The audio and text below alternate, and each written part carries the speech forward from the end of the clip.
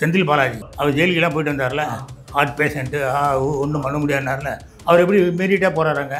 செந்தில் பாலாஜி உடம்பு முடிஞ்சார், இப்போ எப்படிங்க ஸ்மார்ட்டாக இருக்கார் அவர். ஏதோ ஒரு சதி கண்டிப்பாக நடந்துக்குது.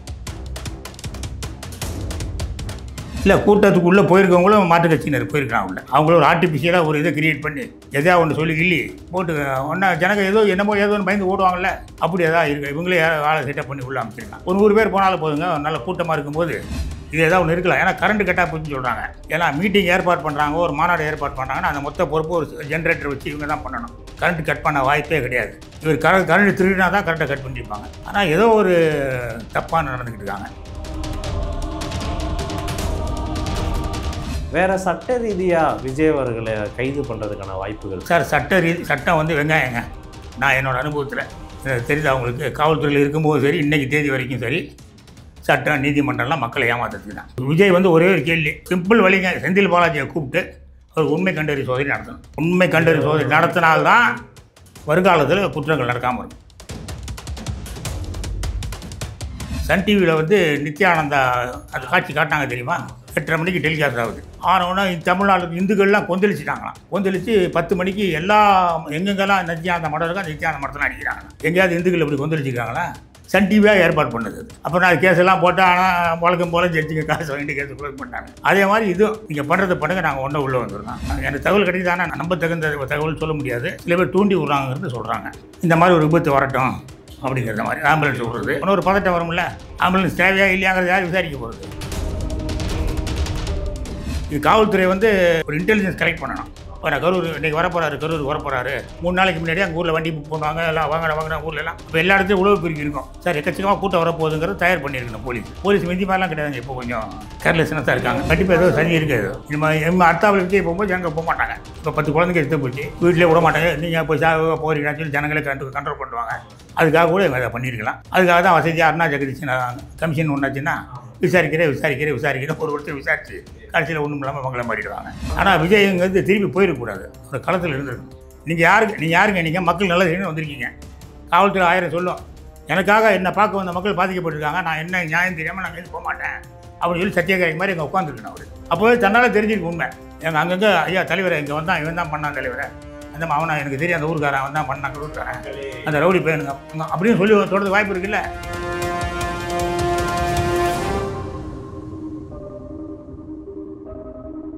வணக்கம், இது செகண்ட் ஃப்ளோர் தமிழ். இன்னைக்கு நம்ம retired CBI officer, retired police officer திரு மோகன்ராஜ் அப்படின்றவர்கிட்ட நம்ம கேட்டு தெரிஞ்சுக்க போகிறோம்.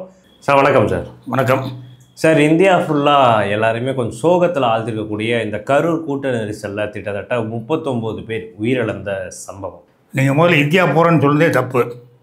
உலகம் பூரா ஆடி போயிருக்காங்க, உலகம் பூரா. ஏன்னா இது வந்து டெக்னாலஜி வளர்ந்து போச்சு.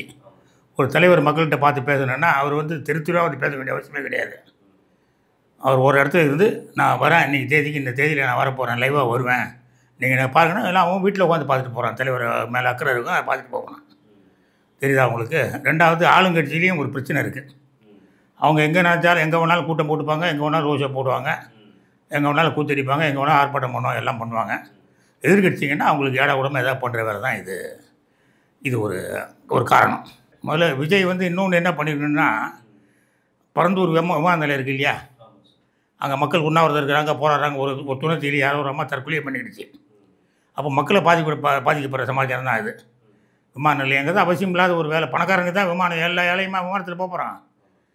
அது வேண்டாம். அதை வந்து அவர் இல்லைன்னு முடிவு பண்ணிவிட்டு நான் என்னால் ஒரு சாதனை செஞ்சுருக்கேன் அப்படின்னா ஆட்டோமேட்டிக்காக மக்கள் ஒரு ஓட்டு போட போகிறாங்க. கரெக்டாக நல்லா பண்ணுறான்டா அந்த ஆள் அப்படின்ட்டு.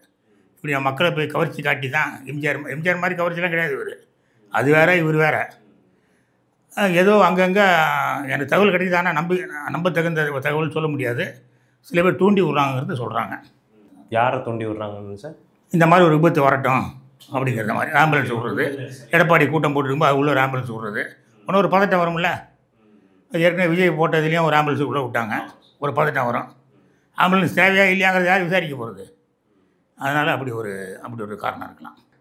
இப்போ விஜய் அவர்களோட அந்த பரப்புரையில் இப்படி ஒரு சம்பவம் வந்து ஆனதுக்கு காவல்துறையுமே அவங்க போதிய ஒரு கட்டுப்பாடு கொடுக்காம, போதிய ஒத்துழைப்பு கொடுக்காததும் காரணம்னு வந்து சொல்கிறாங்களே சார். நீங்கள் காவல்துறையை நீங்கள் என்னங்க இவ்வளோ 10,000 பேர் 20,000 பேர் கூடுவாங்கன்னு நீங்கள் எதிர்பார்க்குறீங்க.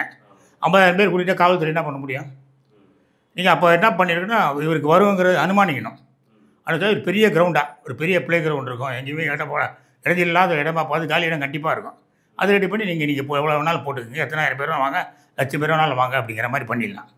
அப்படி பரப்புரை பண்ணாலும் எல்லாரும் நான் இங்கேருந்து இது வரைக்கும் இதாக போகிறேன், ரோட் ஷோ பண்ண போகிறேன் அப்படின்னு ஜனங்க அங்கங்கே இருந்து ரோடு ஓரமாக நின்று பார்த்துட்டு போயிடுறாங்க. வரேன் இது இடைஞ்சலுக்கு ஒரு விஜய்ங்கிற மனிதன் மக்கள் மனதை கவர்ந்துட்டார், ஒரு ஆட்சி மாற்றத்தை மக்கள் எதிர்பார்க்குறாங்கன்னா அப்படி பண்ணிடலாம் அவர். இது காவல்துறை வந்து இவ்வளோ பேர் அவங்க ஒரு இன்டெலிஜென்ஸ் கலெக்ட் பண்ணணும். எல்லா ஊர்லேயும் தெரியுமில்ல. இப்போ நான் கரூர் இன்றைக்கி வரப்போகிறாரு, கரூருக்கு வரப்போகிறாரு, 3 நாளைக்கு முன்னாடியே அங்கே ஊரில் வண்டி புக் பண்ணுவாங்க, எல்லாம் வாங்கின ஊர்லலாம். அப்போ எல்லா இடத்துலையும் உழவு பிரிவு இருக்கும். சார் எக்கச்சக்கமாக கூட்டம் வரப்போகுதுங்கிறது தயார் பண்ணியிருக்கணும் போலீஸ் மிந்தி மாதிரிலாம் கிடையாதுங்க. இப்போ கொஞ்சம் இதை கேர்லெஸ்னஸாக தான் இருக்காங்க. இப்போ நேற்று நடந்திருக்கக்கூடிய இந்த கரூர் விஜய் பரப்புரை நடந்த அந்த இஷ்யூவில் உங்களுக்கு இருக்கக்கூடிய சந்தேகம்லாம் என்னென்ன சார்? செந்தில் பாலாஜி அவர் ஜெயிலுக்கெல்லாம் போயிட்டு வந்தார்ல, ஹார்ட் பேஷண்ட்டு, ஒன்றும் பண்ண முடியாதுனார்ல, அவர் எப்படி மீறிட்டே போகிறாருங்க?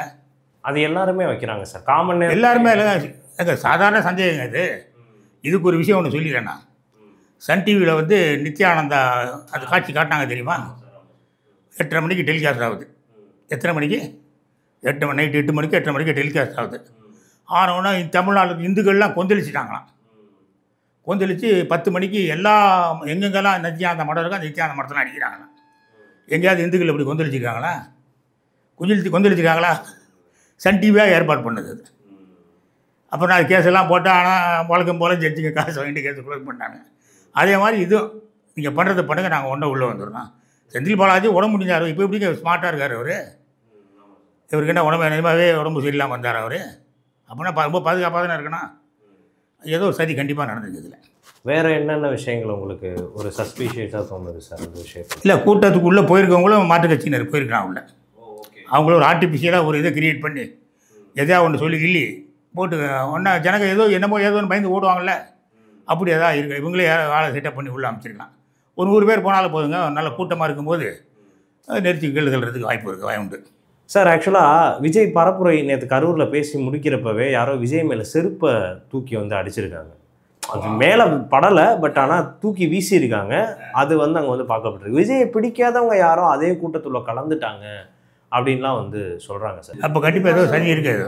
நம்ம அடுத்தாவில் விஜய் போகும்போது அங்கே போக மாட்டாங்க. இப்போ 10 குழந்தைங்க எடுத்து போச்சு, வீட்டிலே விட மாட்டாங்க. நீங்கள் இப்போ போகிறீங்கன்னு சொல்லி ஜனங்களே கண்ட்ரோல் பண்ணுவாங்க. அதுக்காக கூட இவங்க அதை பண்ணியிருக்கலாம். அதுக்காக தான் வசதியாக அருணா ஜெகதீஷ் கமிஷன் ஒன்றாச்சுன்னா விசாரிக்கிறேன் ஒரு வருஷம் விசாரித்து கடைசியில் ஒன்றும் இல்லாமல் அவங்கள மாறிடுவாங்க. இது ஏதாவது ஒன்று இருக்கலாம். ஏன்னா கரண்ட் கட்டாக போச்சுன்னு சொல்கிறாங்க. ஏன்னா மீட்டிங் ஏற்பாடு பண்ணுறாங்க, ஒரு மாநாடு ஏற்பாடு பண்ணுறாங்கன்னா அந்த மொத்த பொறுப்பு ஒரு ஜென்ரேட்டர் வச்சு இவங்க தான் பண்ணணும். கரண்ட் கட் பண்ண வாய்ப்பே கிடையாது. இவர் கரண்ட் திருடினா தான் கரண்ட்டை கட் பண்ணியிருப்பாங்க. இப்போ இபி ஜங்ஷன் பக்கத்தில் எடுத்துன்னு வச்சுக்கிடுங்க, அப்போ வாய்ப்பு உண்டு.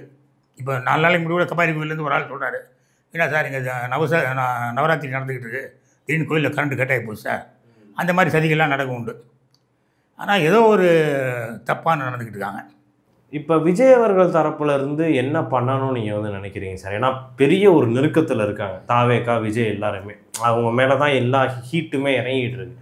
அவங்க என்ன பண்ண? ஆனால் விஜய்ங்கிறது திரும்பி போயிடக்கூடாது, அவர் களத்தில் இருந்திருக்கணும். பட் ஆனால் காவல்துறை வந்து நீங்கள் இங்கே வராதிங்க, இன்னும் சுச்சுவேஷன் வராதுங்கன்னு சொல்லக்கூடாதுங்க.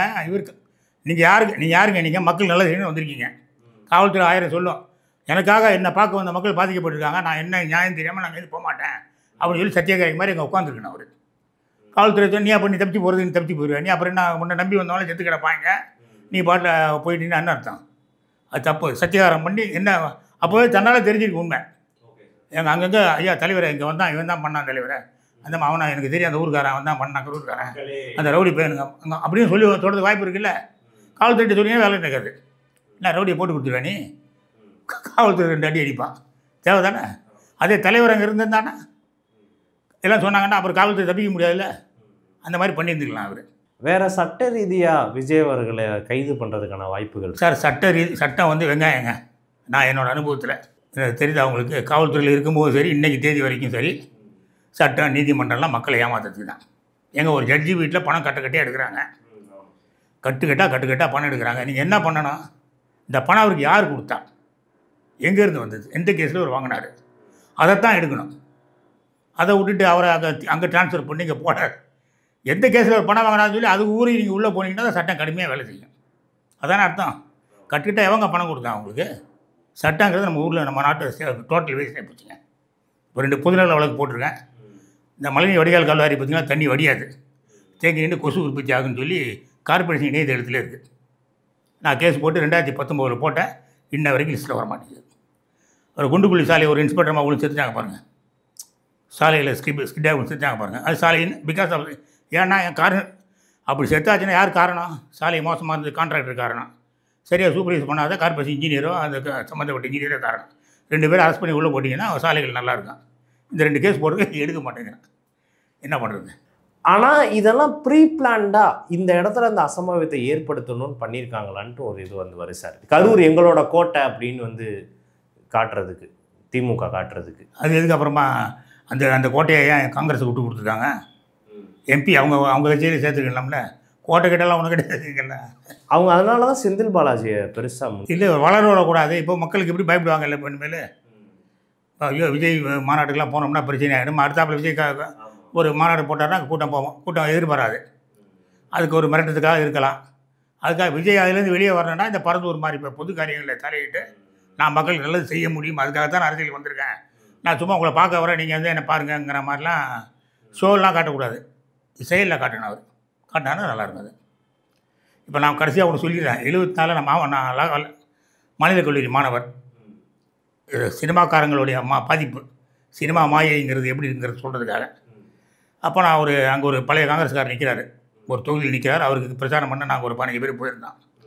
ஒரு நாள் மத்தியானம் சாப்பிட்டுட்டு வரோம். ரோட்டுக்கு அந்த சைடு ஒரு அம்மா 60 வயசு இருக்கும், ஒரு அம்மா 30 வயசு இருக்கும். 2 பேர் திடீர்னு ரோட்டில் விழுறாங்க. அப்படியே அன்றைக்கி மயங்கி விழுறாங்கன்னு பார்த்தா எம்ஜிஆர் வராங்க.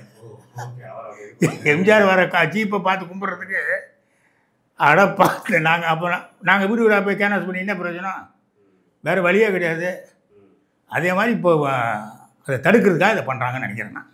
அதில் ஒரு செயல் ஏதாவது பண்ணி நல்லது 4 காரியம் பண்ணாருன்னா. அவங்க அந்த ஸ்டாம்பேட் நடந்துச்சு இல்லையா, கூட்ட நெரிசல், அங்கேருந்து ஹாஸ்பிட்டல் போகிறதுக்கு ஒரு டைம் ஆகும். எல்லாருமே போக, செந்தில் பாலாஜி போகவும் டைம் ஆகும், மீடியா போகவும் டைம் ஆகும். ஏன்னா கூட்டம் அதெல்லாம் மீறி இவங்க முன்னாடியே போய் உட்காந்தது எல்லாருக்கும் பெரிய கேள்வி எழுப்பியிருக்கு சார். ஃபர்ஸ்டே போய் உட்காந்துட்டாங்க. ஒரே சிம்பிள் வழிங்க. செந்தில் பாலாஜியை கூப்பிட்டு அவர் உண்மை கண்டறி சோதனை நடத்தணும். உண்மை கண்டறிவு சார். உண்மை கண்டறி சோதனை நடத்தினால்தான் வருங்காலத்தில் குற்றங்கள் நடக்காமல் இருக்கும். அது பண்ணணும். நிறைய பேருக்கு பண்ண வேண்டியிருக்கு.